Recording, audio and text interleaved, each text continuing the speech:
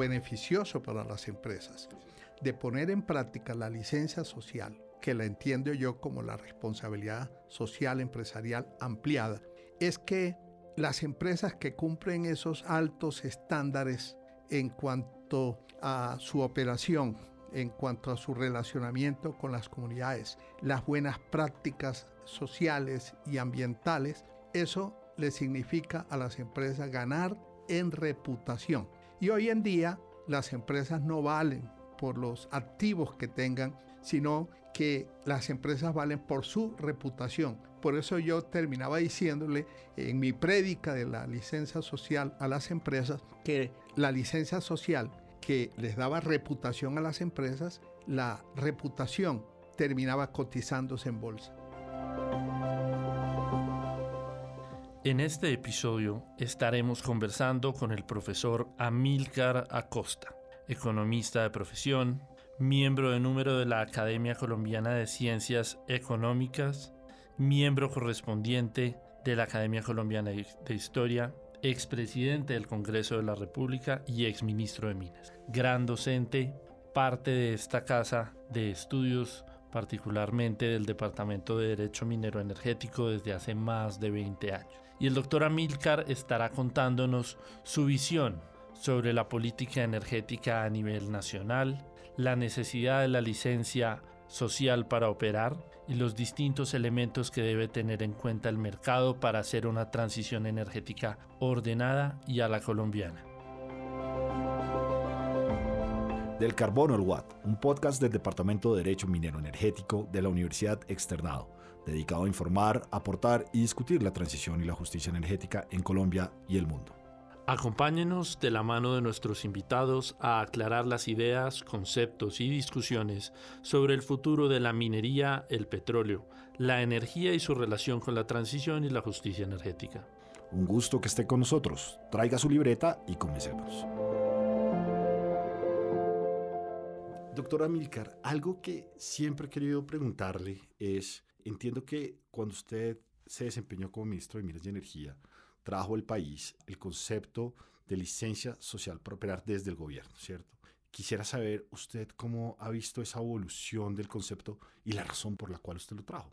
Bueno, yo traje a colación la necesidad imperiosa, inaplazable, de poner en la ecuación el sector energético, la licencia social, ponerla en el centro de la preocupación de la gestión que desde el Ministerio de Minas y Energía le compete a uno como ministro.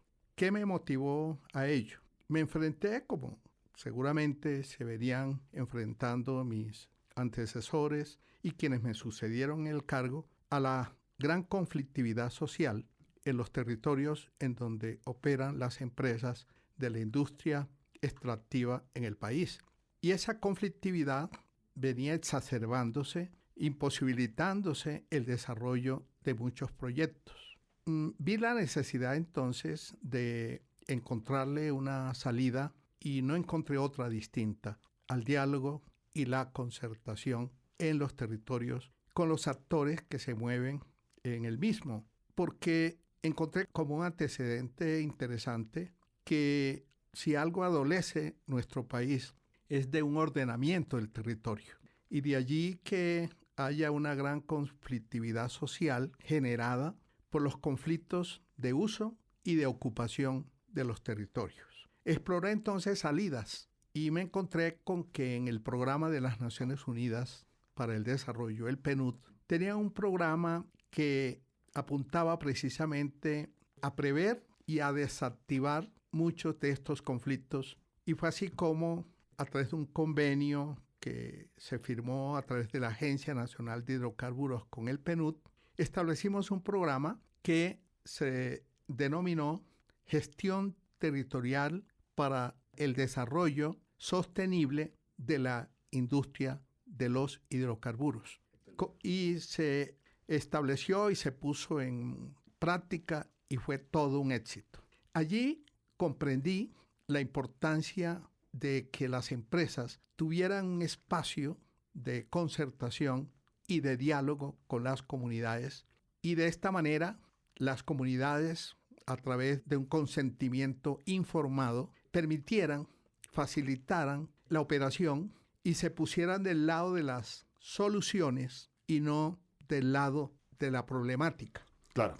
Así nació en mí el interés de establecer esta licencia social como un prerequisito fundamental para que encontraran viabilidad los proyectos. Y encontré como antecedente que en 2 países en donde la industria extractiva ha tenido un gran desarrollo, como es Australia y Canadá, hacía ratos que esa variable que no teníamos nosotros en la ecuación, ellos sí la tenían. Ese fue el antecedente, la motivación, y lo que más me satisface es que cuando en un comienzo lo planteé, había cierta reticencia de parte de las empresas, de los empresarios y de los altos ejecutivos de las empresas. Mi gran satisfacción es saber que hoy en día ya esa variable también la incluyeron en su ecuación las empresas, y ya uno encuentra que las empresas son las que hoy están hablando de esa licencia social. Y yo les decía, mire, ustedes pueden tener licencia ambiental, pueden haber desarrollado con éxito las consultas previas, pero si no cuentan con la licencia social, los proyectos no son viables. Y si bien hay un ministerio que es el del Interior para las consultas previas, está la ANLA para las licencias ambientales, no existe ninguna instancia de gobierno que otorgue la licencia social. La licencia social se la ganan ustedes poniendo en práctica que así como la licencia social viene acompañada de un plan de manejo ambiental, la licencia social debe ir acompañada de un plan de gestión social. Yo me acuerdo que en esa época fue muy tenso porque sentían las empresas que les iban a cargar más obligaciones y ya se sentían como muy cargadas con el tema ambiental, con sus programas de responsabilidad social empresarial. Y que a eso se le venía a añadir ahora otro requisito pero esto más. ha venido evolucionando impresionante. Pero entonces ahí yo tengo una duda. Desde lo teórico, este tema de la licencia social por operar viene más desde la responsabilidad social empresarial. Eso Indudable. De alguna manera. Esta es una especie de responsabilidad social ampliada. Es correcto. Y yo ahí la duda que tengo es que mucha gente ha venido de alguna manera, porque es que el nombre se presta y la traducción se presta, confundiendo un poco o asimilando la licencia ambiental a la licencia social por operar. Una yo lo ubico pues desde la ley, la ambiental obviamente con obligaciones, como usted ya mencionaba, con autoridades, y la otra es más desde un tema de percepción. Bajo eso, doctora Amílcar, hay personas, yo considero eso, le soy sincero dentro de lo que he escrito, que les parece algo peligroso utilizar el término, ¿cierto?, en política pública. Mucho menos en una norma, porque entonces ya no sé, porque le genera ciertas expectativas a las empresas, ciertas expectativas a las comunidades de que va a haber algo así como un papel que les va a asegurar que van a poder operar desde lo social en ese territorio.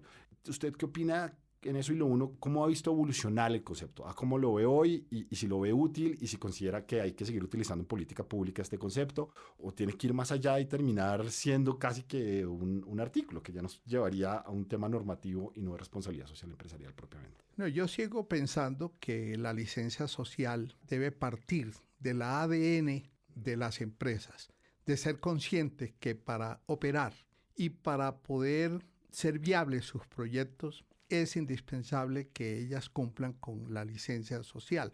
Y esa licencia social tiene que ver con las buenas prácticas, tanto desde el punto de vista técnico como del relacionamiento con las comunidades. Por eso ellas, las empresas, se tienen que ganar esa licencia social. Nadie se las va a otorgar. Claro. Además es que es un tema muy difícil porque cualquier mínimo contacto, cualquier error hace que cambien las cosas y es de un continuo seguimiento y de muy difícil aseguramiento de alguna manera. Ahora, lo importante además para las empresas, lo beneficioso para las empresas, de poner en práctica la licencia social, que la entiendo yo como la responsabilidad social empresarial ampliada, es que las empresas que cumplen esos altos estándares en cuanto a su operación, en cuanto a su relacionamiento con las comunidades, las buenas prácticas sociales y ambientales, eso le significa a las empresas ganar en reputación. Y hoy en día las empresas no valen por los activos que tengan, sino que las empresas valen por su reputación. Por eso yo terminaba diciéndole en mi prédica de la licencia social a las empresas que la licencia social que les daba reputación a las empresas, la reputación terminaba cotizándose en bolsa. Claro, pero es algo que tienen que trabajar las empresas. El Estado nunca va a poder entregarles el papelito de aquí puede operar de manera socialmente asegurada, digamos. Bueno, muchas gracias por esas aclaraciones y de verdad muy interesante. Profesor Amílcar, pues a mí me parece fundamental preguntarle a una persona de su experiencia y de su conocimiento, no solamente de la política pública, sino de la realidad nacional, no solo en Bogotá, sino en distintas partes de los territorios, ¿cuál es la lógica detrás de la transición energética en Colombia? No esos discursos muy bonitos que nos llegan de Noruega y de Estados Unidos, sino nosotros que tenemos una realidad muy particular. ¿Cómo es ese camino a transitar? Empiezo por decir que hay un antes y un después del año 2015. ¿Qué pasó ese año? Se aprobaron los Objetivos del Desarrollo Sostenible, que fue una iniciativa, entre otras cosas, de Colombia y que fue acogida por las Naciones Unidas.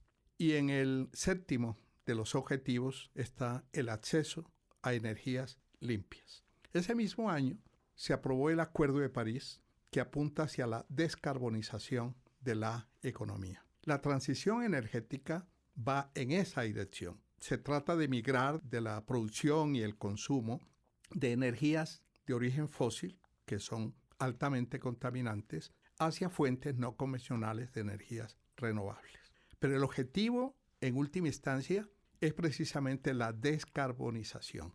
La transición energética es un medio y no el único para lograr esa descarbonización. Desde luego que contribuye, porque en la medida en que se consume y se genera energías limpias, se contribuye a alcanzar la carbono neutralidad hacia el año 2050, que es, digámoslo así, la meta, aunque tenemos una meta volante, que es el año 2030, frente al cual los distintos países adquirieron unos compromisos. Colombia no es la excepción, que tiene el compromiso de reducir sus emisiones en un 51% hacia el 2030. Ahora bien, la hoja de ruta de esa transición energética difiere mucho de país a país. No hay una receta universal que uno pudiera decir debe seguirse. Cada país tiene sus propias particularidades. No puede ser la misma hoja de ruta en un país como Alemania, por poner un ejemplo, de la Unión Europea, que depende de las importaciones de petróleo, de gas y de carbón, a otro país llamado Colombia, que depende no de las importaciones, sino de la producción y exportación del petróleo y del carbón, que son el primero y segundo renglón de sus exportaciones.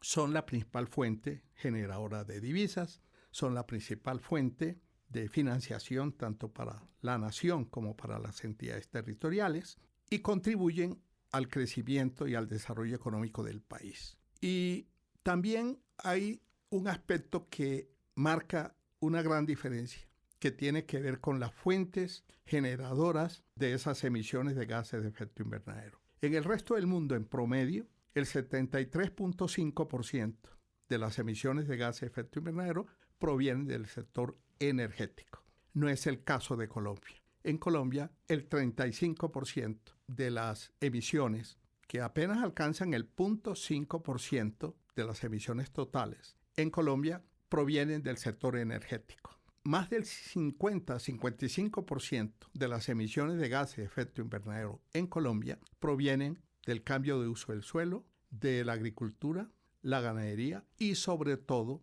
de la deforestación.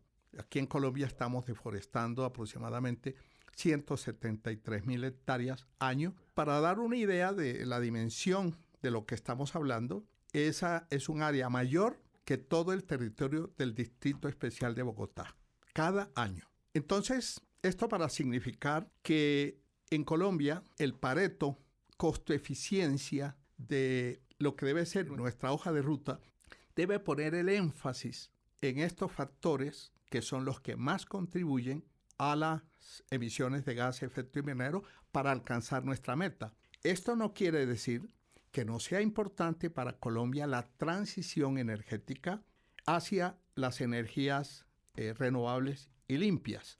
Son otras las razones que hablan de la conveniencia y de la imperiosa necesidad de impulsar esas otras fuentes no convencionales. Primero, porque indudablemente, ya lo dije, contribuyen a reducir la huella de carbono. Pero además, y me parece el factor fundamental, es que al integrar esas fuentes no convencionales de energías renovables a la matriz energética, la robustece, la diversifica aún más, pero sobre todo contribuye a una mayor resiliencia de la matriz energética frente al cambio climático. Porque el gran atributo que tiene nuestra matriz eléctrica, que es que el 68% de la capacidad instalada de generación es hídrica, cuando en el resto del mundo ese mismo 68% es térmico. Sin embargo, esa es nuestra mayor vulnerabilidad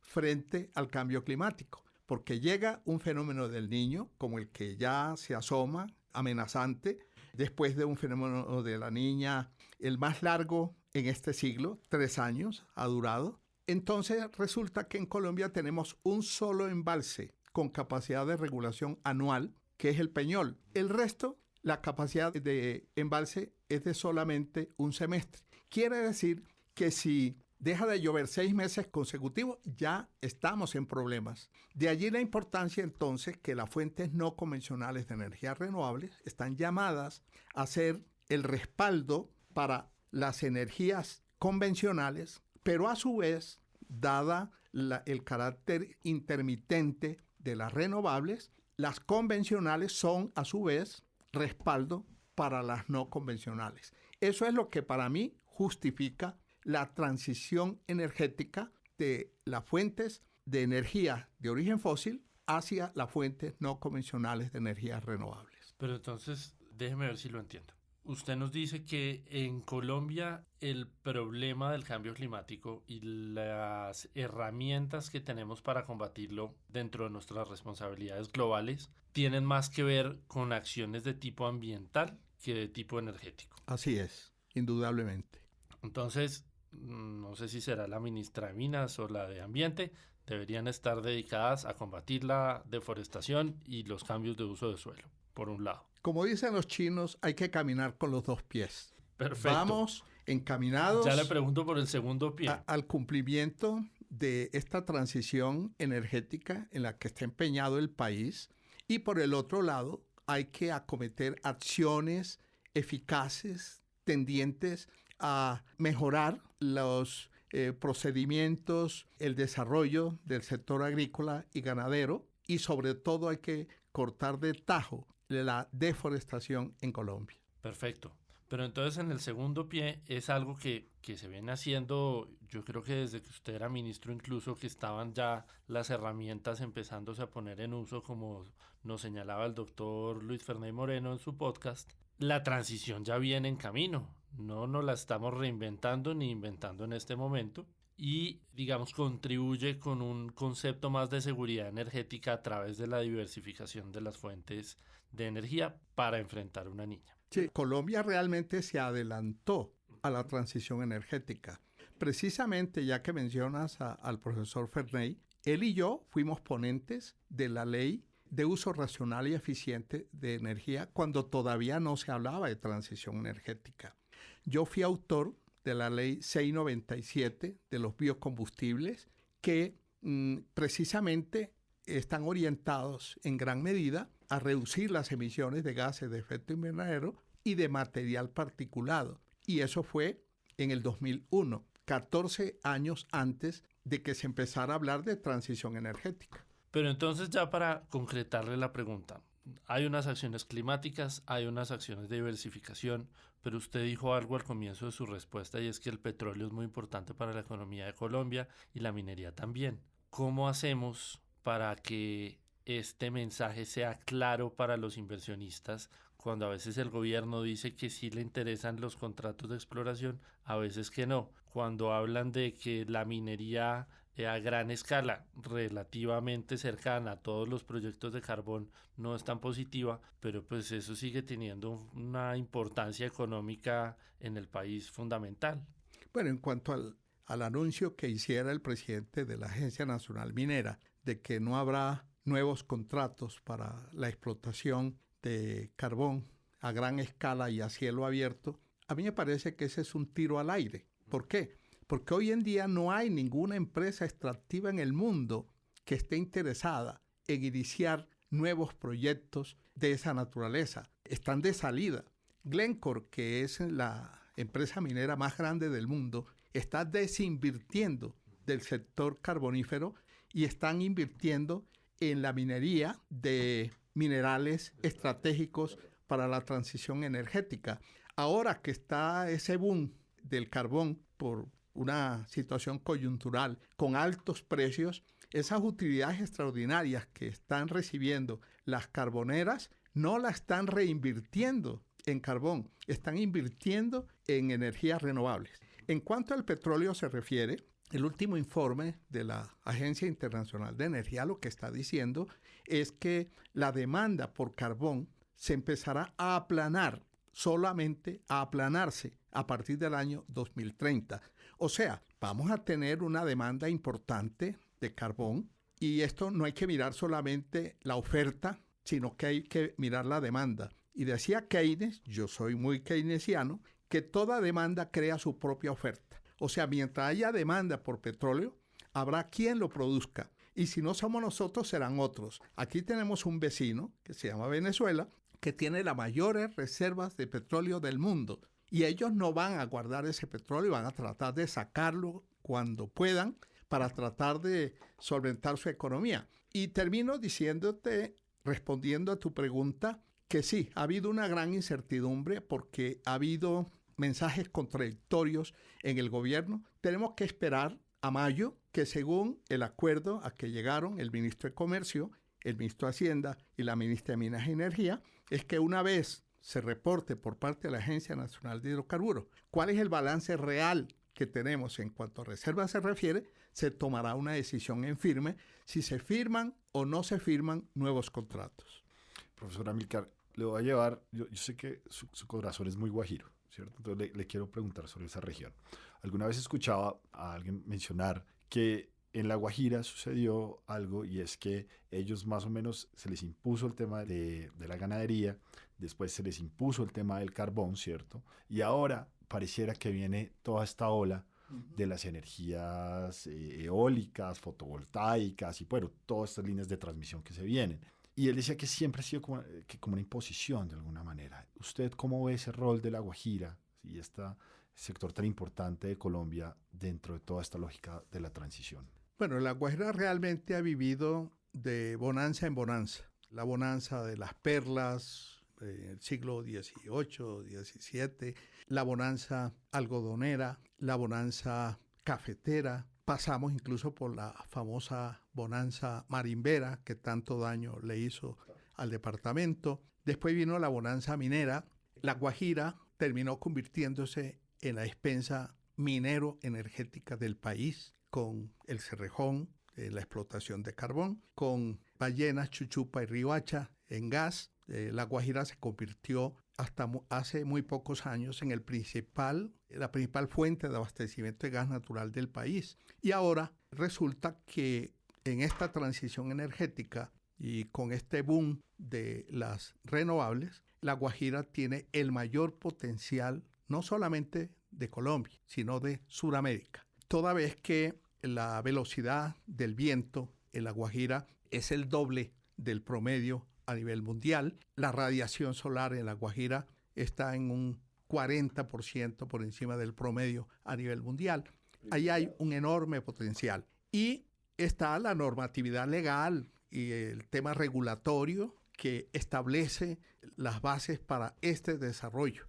Pero donde está la gran falencia y que ha atrasado, ha frenado estos desarrollos de los parques eólicos, especialmente en La Guajira, es el tema social. Y ello obedece a que en este país una asignatura pendiente que tiene el Congreso de la República, a pesar de los requerimientos que le ha hecho el Consejo de Estado en forma reiterada, no se ha regulado, no se ha reglamentado el tema de las consultas previas. Entonces esto pues se ha convertido en un serio escollo para el avance de los proyectos, al punto que proyectos que han debido entrar hace 1 o 2 años no entrarán antes de 2 años más.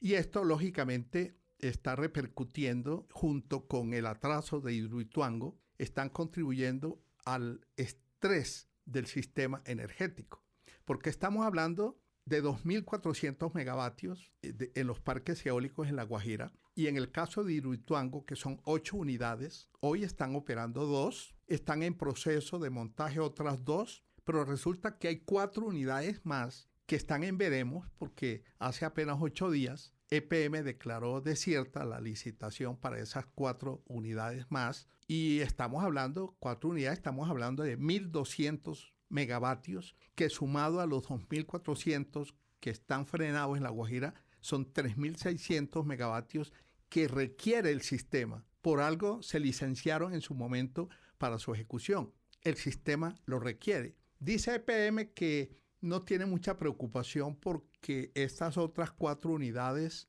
no les significa compromisos con la CREC, porque ellos con las 4 unidades, si estas 2 más se montan este año, están cumpliendo con la regulación y no estarían expuestos a multas y a sanciones. Sí, están cumpliendo con la CREC, pero no están cumpliendo con el sistema.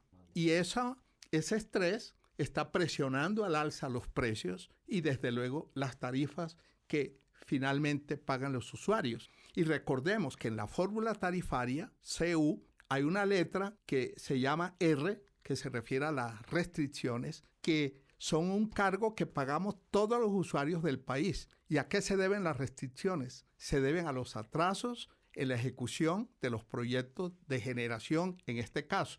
O sea, nosotros estamos pagando la negligencia, nosotros estamos pagando a través de la factura de la energía la irresponsabilidad de quienes tienen que haber cumplido con los plazos estipulados a la hora de ejecutar sus proyectos.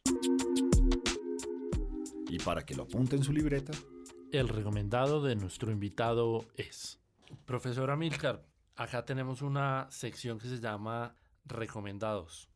¿Qué nos recomienda? ¿Libros, series, películas? Bueno, yo le recomendaría a todos y a todas, como se dice ahora también, un libro importante que es el de Yuval Harari, 21 lecciones para el siglo XXI. Fantástico. Una película que yo recomendaría a ojos cerrados, Avatar.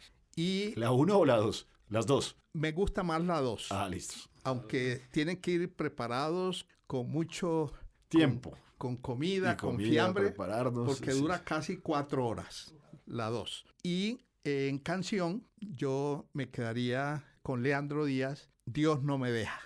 Muchas gracias. Cerrando con Leandro Díaz, le agradecemos mucho, profesor Amílcar, por haber pasado por su casa y de verdad gracias por todos estos comentarios sobre consultas previas, sobre transición energética, cómo se une el tema de Hidroituango con el tema de consultas previas en el país, con la visión global. Excelente programa, Juan. Sí, porque todo tiene que ver con todo. Yo digo que en el sector energético particularmente, esto es como una partida de ajedrez. Usted mueve cualquiera de las piezas, así sean peones, y eso altera todo el juego. Sin duda alguna, lo estamos viviendo. Muchas gracias, a profesor ustedes. Amílcar. Buen día. Aquí termina Del Carbón al Watt.